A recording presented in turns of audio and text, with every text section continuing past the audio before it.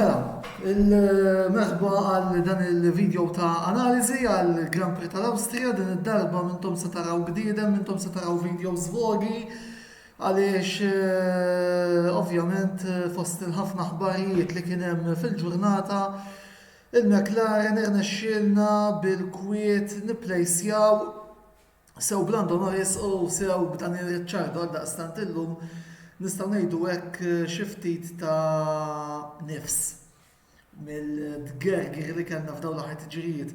Biss qabel ma nibdew nitkellmu fuq it-tellieqa tal-Max u fuq il-kumplament ta' dak kollu li rajna fl-Awstrija naraw bħas-soltu ir-riżultati illi kellna fir-Red Bull Ring. U illum rajna lil Charles Leclerc jirbaħ it-tellieqa anke b'xi ftit intoppi fuq Max Verstappen illi l-ran tiegħu fl-Awstrija intemmetaw, nistgħu ngħidu hekk, u Sir Lewis Hamilton illi jirnexxielu jiġu podju ieħor għat-tim tal-Mercedes. Dawk huma l-ewwel 3 postijiet. Il-kumplament tal-sewwieqa li għandna fiż-żona punti, George Russell ir-raba' fuq Mercedes, Esteban Ocon il-ħames fuq Alpine, mbagħad għandna il-Mick Schumacher fuq Haas, Lando Norris is-seba' fuq McLaren, it-tieni Haas ta' Kevin Magnussen, it-tminja fuq Daniel Ricciardo illi spiċċa t-tisa' ukoll fuq McLaren, hemmhekk m'intomx forsi qed taraw naqra ċara, niskuża ruħi, imma dak għandu jiġi Fernando Alonso fuq Alpine fl-10 pożizzjoni għalkemm sakemm tajjeb ngħidu wkoll illi Alonso kien qed jiġi investigat fuq unsafe release sakemm kien wasal iż-żmien li noħorġu l-video għal daqstant possibilment dina il-klassifika tista' ukoll tinbidel. Mela ejħa li nibdew nitkellmu naqra fuq dina t-tiġrija sakemm ukoll qegħdin sakemm ukoll x'ismu. Kapitlu McLaren, irnexxilna nġibu fil-fema tiegħi 8 punti li huma mitqlu deb għaliex meta tqis illi konna lura ħafna fil-provi ta' kwalifikazzjoni tal-ġimgħa. Irnexxilna nitilgħu ftit ieħor is-sibt u mbagħad ilħaq irnexxilna b'xi mod inżommu l-punti naħseb illi għal darba nista' nħossni sodisfatt bil-wirja tas-sewwieqa tagħna. Rridu ngħidu wkoll illi forsi sofrejna ftit ta' deficit fi straight line speed mal-Haas, imma speċjalment Lando Norris għamel tellieqa eċċellenti u għal daqstant well done boys, punti li nħoss li huma importantissimi anke issa fid-dawl tal-fatt li kif se naraw iżjed il-qudiem.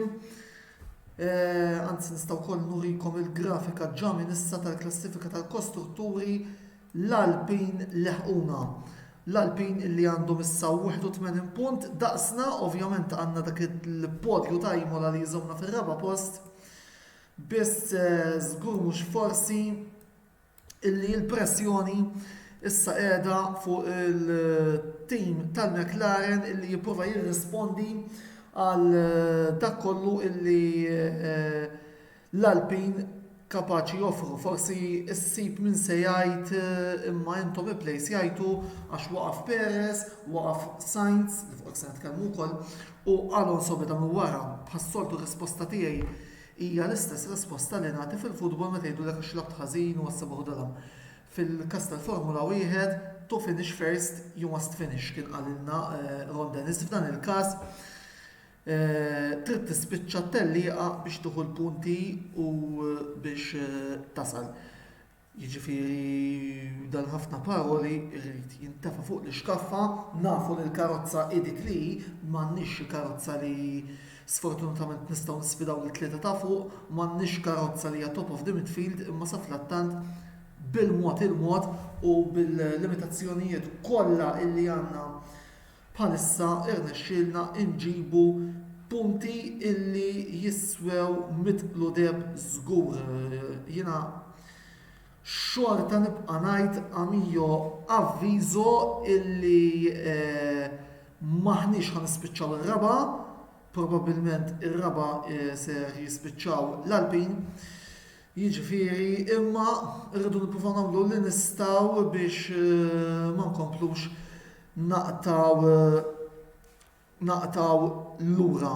Ovvjament nittama illi b'xi mod jirnexxilna nsibu tarf il-problemi u forsi nitilgħu naqriżiet il-fuq fil-klassifika fit-tliela wkoll forsi b'xi mod il-distak ma jkunx daqshekk kbir daqskemm qed nibża li se jkun mill-tim ta' l-Alpin. Qed naraw ukoll diversi kummenti, Kristjan tarratif argumenti li ser nitkellem fuq ukoll dalwaqt imma tajjeb li issa nibdew mixin naqra skont il-gradwatorja u nixtieq li issa wkoll nitkellem naqra fuq il-rebbieħ ta' tellieqa tal-lum Charles Leclerc illi fil-fema tiegħi illum wera għalfejn huwa dak is-sewwi illi minkejja forsi isuq mat-tim mar-rivali storiċi tal-McLaren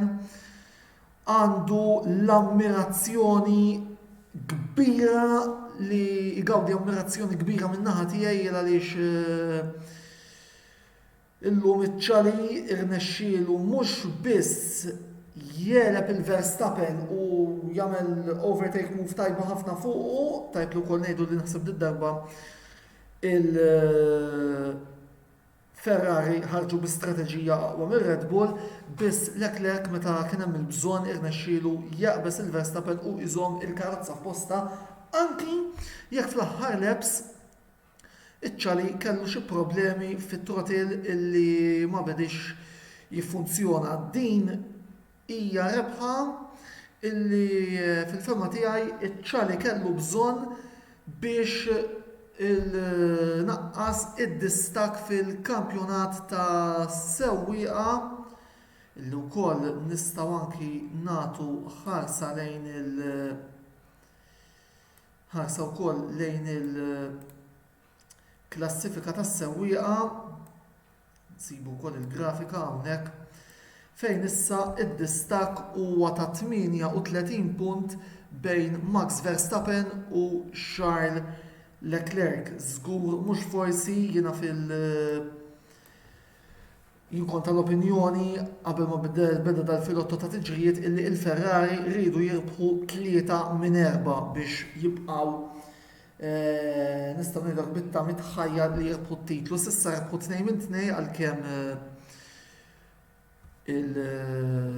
Silverstone rebaħ Sainz. Ħanagħmel parentesi żgħira, jiena ma nistax nifhem il-mentalità bir-rispett kollu tat-tifożi. Mela minflok qed nifirħu għax il-karozza tagħna rebħet, qegħdin ingergru għaliex ħanuża kliem uħud mis-supporters tal-Ferrari illi tkellmet magħhom ukoll rebħet il-Ferrari ħażina. Guys, kontu ġejjin minn ritmu ta' Verstappen li kien qed jiddomina u kważi konna qegħdin ngħidu kampjonat illi ir-Red Bull ħarbu bih. Ifirħu anki jekk rebaħ Sainz u ma rebaħx il-designated number 1 Leclerc, imma l-inqas bdejtu għamiltu pass u issa bdejtu taqbdu tiqta' rebħa. Din hija t-tieni rebħa illi għamiltu ma mhux għax rebaħ Sainz u ma rebaħx Leclerc ħafna gdiedem, ħafna dgergir, rebħet Ferrari. Issa u x'inhu vollieri vera li forsi it-tim u l-partitari u t-tifożi qed jafsu fuq Leclerc, imma kalmenu rebħa ġiet minn Sainz. Nifraħ biha u kollux. Jiġifieri da wara kollox il-kampjonat għadu miftuħ. Kif ukoll rajna issa li qegħdin f'nofsu, issa forsi vera li Leclerc reġa' vantaġġ, imma jirbaħ min jirbaħ sakemm l-affarijiet għadhom miftuħin. Għandna nieħdu pjaċir, għandkom tieħdu pjaċir anzi, sewi kirbaħ wieħed sewi kirbaħ ieħor. Sainz illum kien sfortunat, sploditlu l-magna u għaldaqstant kellu jirtira mit-tellieqa fil-waqt li Red Bull l-oħra ta' Sergio Perez kellha incident fil-bidu u mbagħad il-konsekwenzi tagħha wkoll spiċċaw batihom appuntu il-Mexico fejn ukoll irtira. Niġu issa biex nitkellmu ukoll fuq il-kumplament tal-sewwieqa l-oħra fuq Verstappen ma tantx hemm xi ngħidu. Il-Max spiċċa t-tieni u naħseb li darba l-istrateġija tal-Ferrari ippremjatu Sir Lewis Hamilton irnexxielu jġib podju ieħor, it-tielet podju konsekuttiv u naħseb li din hija aħbar illi żgur mhux forsi il-fanboys tas-serwiċ u l-partitari tal-Mercedes b'mod ġenerali għandhom għalfejn jieħdu pjaċir biha anki wkoll fid-dawl tal-fatt illi rajna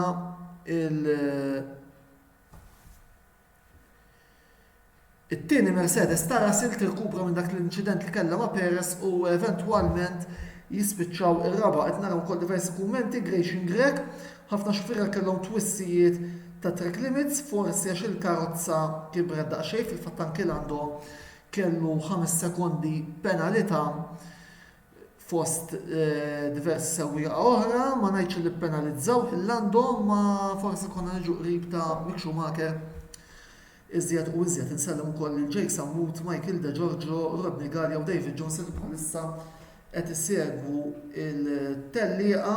David Jones qed jistaqsewna kibret bisħana ifhimni. Minix daqshekk tekniku biex wieġeb David, imma jista' jkun illi ma tkienx dik is-sħana ħanejdu għax it-temp kien imsaħħab. Biss inħoss li milli minix daqshekk tekniku fuq l-affari minix ħan wieġeb per se. Esteban Ocon kellu tellieqa tajba ħafna fuq l-Alpin fejn irnexxielu jispiċċa l-ħames prattikament irrispetta dawk li jiena nqis bħala i-valori in kampo illi hemm bħalissa l-Alpin hija r-raba' karozza Voldieri u warahom u mbagħad u hawnhekk se niġib ukoll nwieġeb lill-ħabib tiegħi Chris Chantar illi minn hawnhekk nixtieq insellem parentesi oħra infetħu s-sign-ups ta' Velocity Sports Racing. Nħeġġiġkom biex iżżuru s-sit tagħhom ukoll ħalli min irid jidħol fil-V1 Malta Series ta' x-xitwa li ġejja jkun jista' jagħmel dan. Mick Schumacher illum għamel tellieqa kbira sa fl-aħħar ukoll qed jibda jsikket dawk il-ħafna kritiċi l-ewwel wieħed jien illi Mikil kien qed ikollu u llum tawwirja kbira fil-fatt nies ivvutawlu wkoll bħala Driver of the Day. Jiena nista' ngħid ukoll li nhar it-tlieta meta joħorġu l-voti tlieta filgħodu ser ikollu vot tajjeb ħafna Mikil minn għandi. Żewġ tiġrid fil-punti isu kellu bżonn l-ewwel punti biex jieħu l-konfidenza dak qed nikkwota l-kliem ta' Chris Chantar. Naħseb nasal biex naqbel għalkemm ukoll issa rridu naraw il-ħass kif se tkompli tiżviluppa fit-tliela oħrajn illum il-ħasder li kienet waħda mill-aħjar karozzi li kien hemm fit-trakka, aħjar minnha kienet żgur, jiġifieri u ukoll nistgħu ngħidu hekk wirja tajba ħafna għal appuntu Mick Schumacher li rnexxielu jispiċċa s-sitta wara nkazzatura totali minħabba ċertu team orders li marru kontrih il-bira. Naħseb illi Mikil illum ta' risposta lil kulħadd fuq il-McLaren. Diġà tkellimna Magnussen rnexxielu wkoll iġib il-punti vitali għat-tim tal-ħass. Alonso dejjem sakemm ħriġna ġejna biex noħorġu l-video irnexxielu iġib punt ieħor importanti għall-Alpin u ma rridux ninsew li Alonso beda minn wara minħabba li kellu jirtira mill-sprint race għal daqstant tellieqa tajba ħafna għall-Ispanjol 41 sena 15 oħra u għadu motivat u għadu juri illi huwa wkoll fost l-aqwa sewwieqa illi għandna fil-paddock jiena m'hemm l-ebda dubju. Il-ukoll għandi kliem ta' tifħir għal dan is-sewwieq li prattikament qiegħed imexxi r-riskossa tal-Alpin. Qiegħed jagħmel xogħol tajjeb ħafna. Qiegħed jagħmel xogħol tajjeb ħafna. Qiegħed jagħmel xogħol tajjeb ħafna. Qiegħed jagħmel xogħol tajjeb ħafna. Qiegħed jagħmel xogħol tajjeb ħafna. biex ukoll kompli ressaqhom lejn it-timijiet ta' fuq il-famuż El-Plan illi kienu ilhom it-tambru bih sentejn. Jiġifieri bravo Alonso. Ħarsa lejn il-klassifika tas-sewwieqa issa, nerġgħu nagħtu naqra ħarsa. Charles Leclerc jaqbes lil Sergio Perez, issa fit-tieni pożizzjoni, distak kif edna huwa ta' 38 punt bejn iċ-Ċali u l-Max. Sainz illi reġa' inqata' u fil-fatt George Russell kważi leħqu hawnhekk. Russell li għandu 128 punt, Sir Lewis Hamilton kwiet tila wkoll. Jekk kif issa għandu 109. Interessanti naraw din il-battalja tal-Mercedes kif ser tkompli tisvolġi matul dan l-istaġun. Norris jibqa' s-seba' fit-tmien post tela Esteban Ocon b'52 punt u Daniel Ricciardo rnexxielu jaqbes pożizzjoni u l-żewġ punti li kiseb illum tellgħu appuntu fit-12 il-pożizzjoni. Nisperaw li Ricciardo b'xi mod ikompli itella il-punti anki minħabba l-fatt illi jidher illi il-reporter ta' Sky F1 Ted Kravitz qabad lill-manager Oscar Piastri Mark Webber fil-pits tal-McLaren fil-paddock fil-motorhome tal-McLaren u dik taftajt ħafna fuq il-futur ta' sewwieq ta' talent enormi. Daw kollha li segwu leftu żgur li jafu x'jien ngħid illi huwa Oscar Piastri hija ħasra kif sewwieq bħal dan mhuwiex fil-Formula 1 wara li rebaħ il-kampjonat fid-debut tal-Formula 2 tiegħu fil-Formula 2 is-sena li għaddiet. Staremo vedere fil-fatt tal-merkato piloti fil-fema tiegħi Piastri huwa l-favorit illi jieħu post Latifi fit-tim tal-Williams. Latifi illi kienu kol is-sewwieq li ma spiċċax it-tellieqa illum minħabba xi ħsarat illi kellu fil-karozza. Klassifika tal-kostrutturi għandna il-Red Bull bi 359, Ferrari 304, Mercedes 237 kif rajna l-Alpine tilħaq il-McLaren issa b'81 punt. Dak il-tielet post ta' Imola jiswa mitqlu deb u iżomna puntu fil-raba post serħu raskum li t-telqa li jmiss ħdejn McLaren ħataraw il-numru 5 l-Alfa Romeo u 51 għamlu kol qabża tajba l-ħass illi jissa telaw b'34 punt fis-seba' pożizzjoni. Issa t-telqa li missa tkun fi Franza. Ovvjament, jekk se jkun hemm tim illi se jkun super motivat illi jkollu riżultat tajjeb ħajkun dak tal-Alpin, illi se jkunu qegħdin isu f'pajjiżhom, voldiri qed nistenna wkoll tellieqa li fiha naraw il-karozzi il-blu ikomplu juru t-tajjeb tagħhom quddiem il-poplu tagħhom, quddiem il-pubbliku u l-partitarji tagħhom nista' nimmaġina. Nispera biss illi Norris u Ricciardo iqummu l-okkażjoni u jirrispondu u minaway forsi inġibu naqra iżjed punti. Ovvjament jien qed nitkellem iktar fuq il-battalja li tikkonċerna tim li nżomm miegħu jien għar-raba post. Il-battalja ta' raba post fin-naħa ta' fuq tal-klassifika il-Ferrari żgur se jkollhom il-partitarji tagħhom ukoll Leclerc huwa minn Monte Carlo, voltieri viċin Franza. Wieħed jistenna illi anki hawnhekk iċ-Ċali jirbaħ it-tellieqa ħalli jkompli inaqqas id-distak illi għandu bħalissa fil-klassifika minn Max Verstappen. Mela, jiena dak li għandi xi ngħid għal rigward tat-tellieqa tal-lum naħseb illi qed infakkarkom ukoll illi minn hawn daqsi oħra dan il-video ser ikun disponibbli fuq il-YouTube page tal-Kamra Sportiva, il-network tagħna. Il-network tagħna ukoll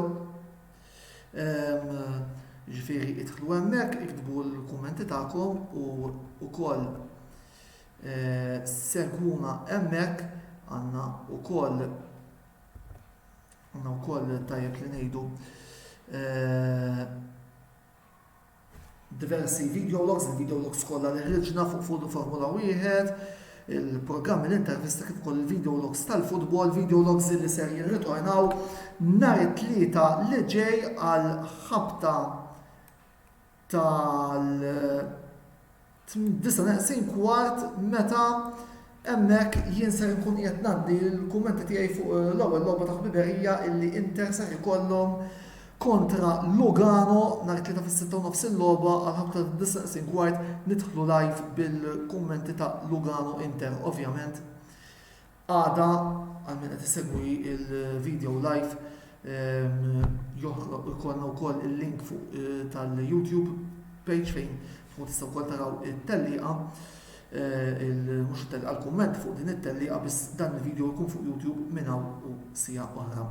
Min-naħa tiegħi għalissa daqshekk jiena niltaqa' magħkom nhar it-tlieta li ġej għal l-analiżi ta' Lugano Inter sakemm nerġgħu niltaqgħu ħudu ħsieb u grazzi tal-li segwejtuna. Ciao!